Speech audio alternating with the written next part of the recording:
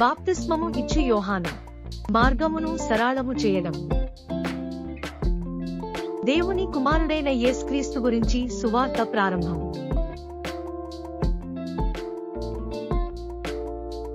యెషయా ప్రవక్త గ్రంథంలో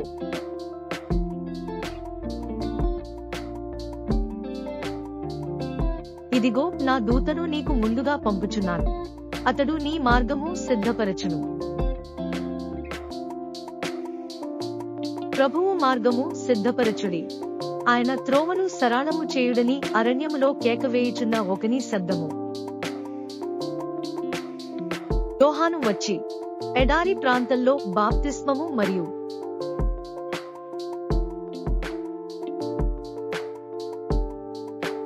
పాపాల క్షమాపణ కొరకు మారుమనస్సు యొక్క బాప్తిస్మాన్ని ప్రకటించాడు.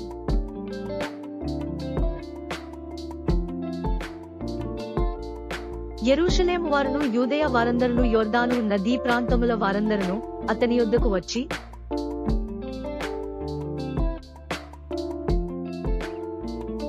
తమ పాపములు ఒప్పుకొనుచు యొర్దాను నదిలో అతని చేత బాప్తిస్మము పొందుచుండిరి.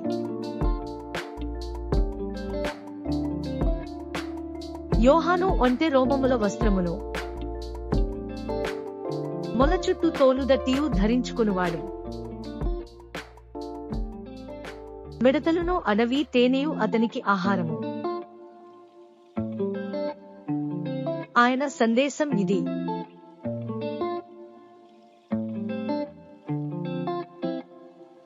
అయితే నా వెనుక వచ్చుచున్నవాడు నాకంటే శక్తిమంతుడు.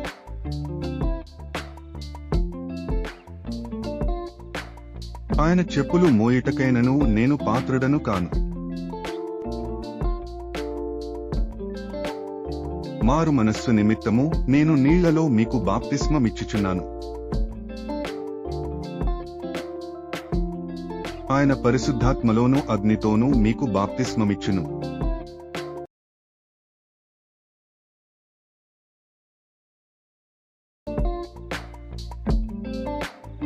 యేసు యొక్క బాప్తిస్మము మరియు శోధన.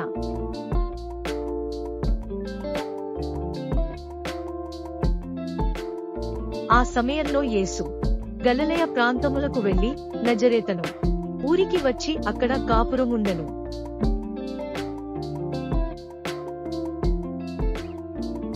మరియు యోర్దాను నదిలో యోహాను చేత బాప్తిస్మము తీసుకున్నాడు.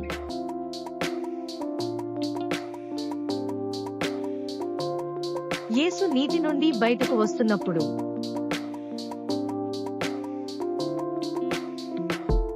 ఆకాశము తెరవబడెను.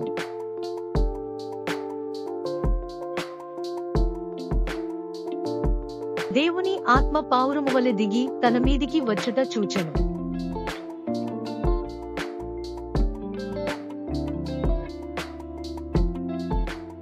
మరియు ఆకాశం నుండి ఒక స్వరం వచ్చింది: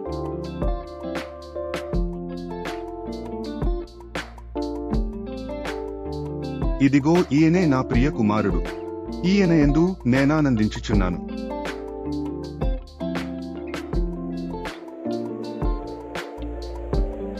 ఆత్మ వలన అరణ్యమునకు కొనిపోబడెను.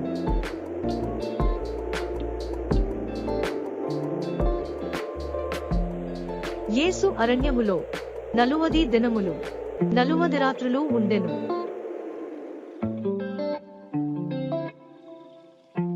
యేసు అపవాది చేత శోధింపబడెను.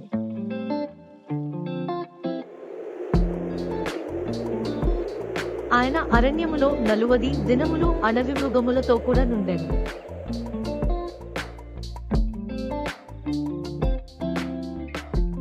మరియు దేవదూతలు ఆయనకు సేవ చేసిరి.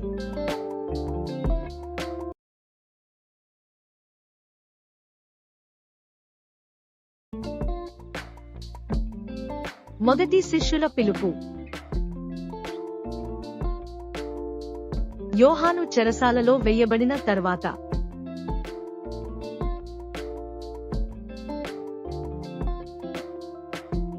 యేసు గలిలయకు వెళ్ళాడు, దేవుని సువార్తను ప్రకటించాడు.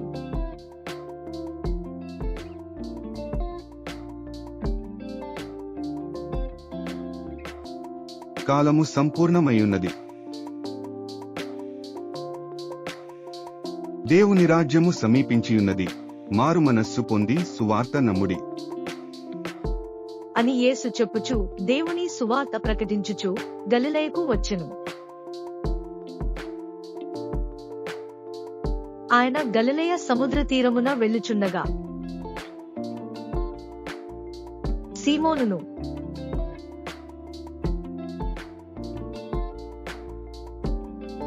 సీమోను సహోదరుడగు అంద్రేయు సముద్రములో వలవేయుట చూచెను.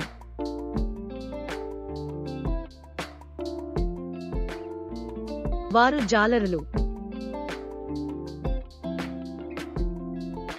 యేసు, నా వెంబడి రండి, నేను మిమ్మును మనుష్యులను పట్టు జాలరులనుగా చేసెదను అని వారితో చెప్పెను. వెంటనే వారు తమ వలలు విడిచి ఆయనను వెంబడించిరి. ఆయన ఇంక కొంత దూరము వెళ్లి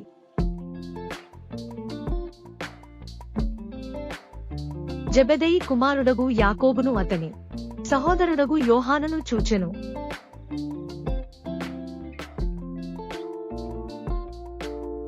వారు దోణిలో ఉండి తమ వలలు బాగు చేసుకొనుచుండిరి.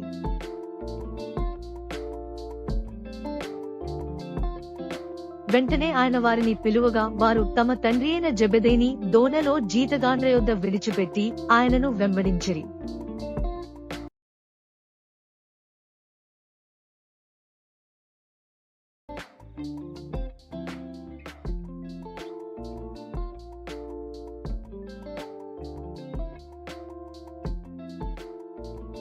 వారు కపెర్నహూములోనికి వెళ్ళిరి.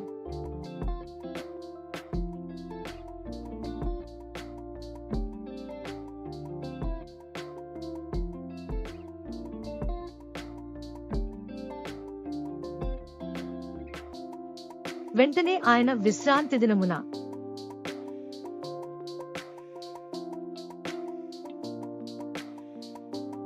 సమాజ మందిరములోనికి పోయి బోధించెను.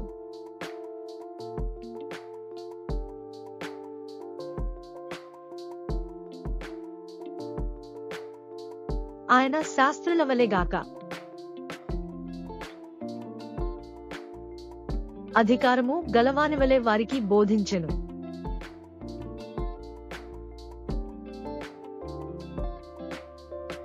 గనుక వారు ఆయన బోధకు ఆశ్చర్యపడిరి. ఆ సమయమున వారి సమాజ మందిరములో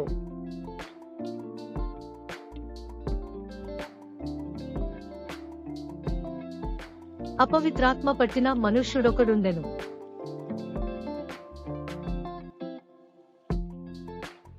వాడు, నజరేయుడవగు యేసు, మాతో నీకేమి? మమ్ము నశింపజేయుటకు వచ్చితివా? నీవెవడవో నాకు తెలియను. నీవు దేవుని పరిశుద్ధుడవు అని కేకలు వేసెను.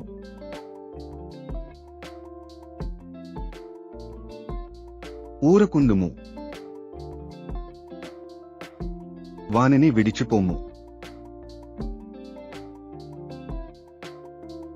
అని దానిని గద్దింపగా ఆ అపవిత్రాత్మ వానిని విలవిలలాడించి పెద్ద కేక వేసి వాని విడిచిపోయెను.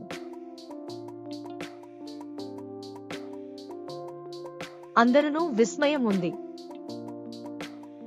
ఇదేమిటో, ఇది క్రొత్త బోధగా ఉన్నదే. ఈయన అధికారముతో అపవిత్రాత్మలకును ఆజ్ఞాపింపగా అవి ఆయనకు లోబడుచున్నవి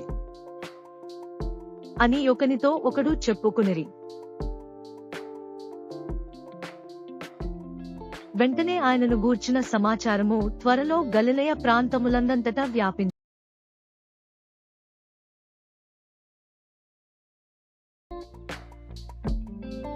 యేసు అనేకులను స్వస్థపరచుట. వెంటనే వారు సమాజ మందిరములో నుండి వెళ్లి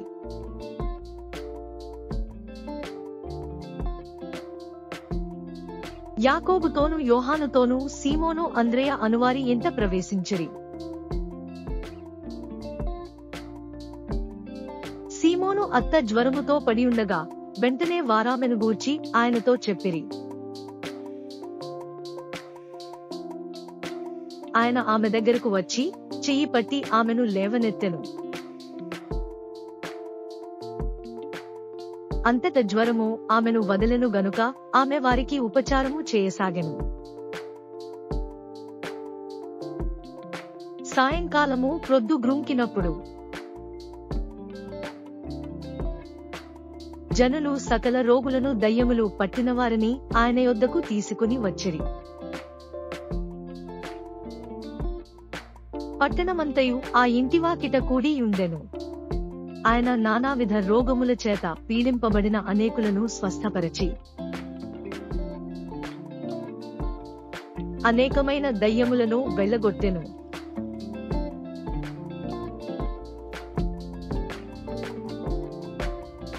అవి తన్ను ఎరిగి ఉండినందున ఆయన ఆ దయ్యములను మాటలాడనీయలేదు.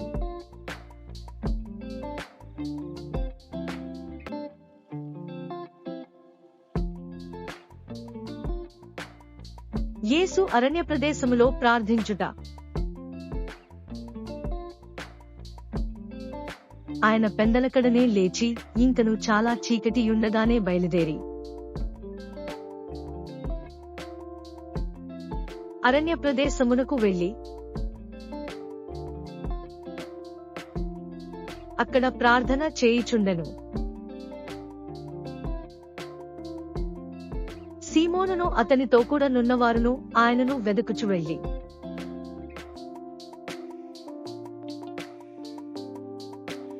ఆయనను కనుగొని,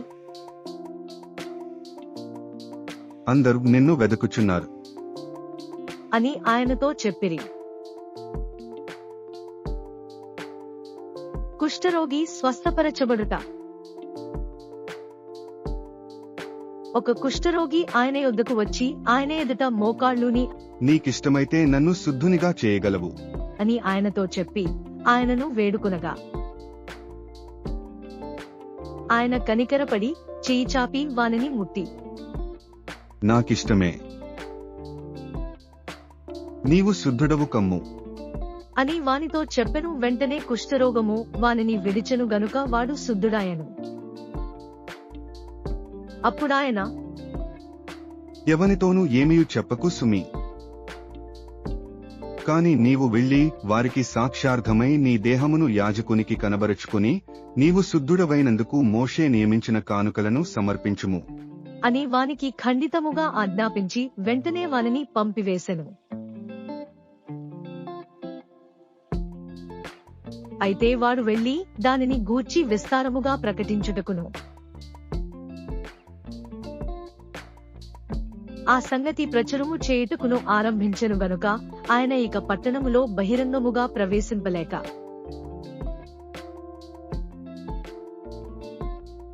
వెలుపల అరణ్య ప్రదేశములలో నుండెను. నలుదిక్కుల నుండి జనులు ఆయన యొద్దకు వచ్చుచుండిరి.